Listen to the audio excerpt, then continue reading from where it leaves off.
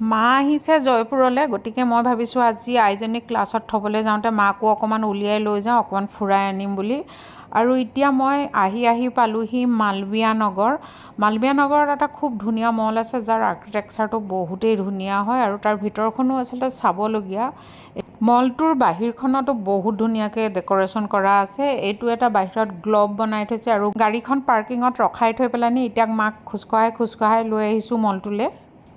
মলটোতো আহি ভিতৰ পাই গ'লোহি, কিন্তু মলটো অহাৰ পিছত ইয়াত যিহেতু প্ৰত্যেকটো ফ্ল'ৰলৈ যাবৰ কাৰণে এস্কেলেটৰ ইউজ হয় আৰু মায়ে এস্কেলেটৰত উঠিবলৈ ভয় কৰে, গতিকে দুবাৰমান চেষ্টা কৰিলোঁ মাক এস্কেলেটৰত উঠাই ওপৰলৈ লৈ যাওঁ বুলি, কিন্তু মায়ে সাহস নকৰিলে। গতিকে আমি ওপৰলৈ যোৱা প্ৰগ্ৰেমটো আজি ইমানতেই বন্ধ ৰাখিলোঁ আৰু বন্ধ ৰাখি মই মাক লৈ আহিলোঁ তাৰ ওচৰতে থকা বেলেগ এখন মাৰ্কেটলৈ, যিখনৰ নাম হ'ল GT মাৰ্কেট।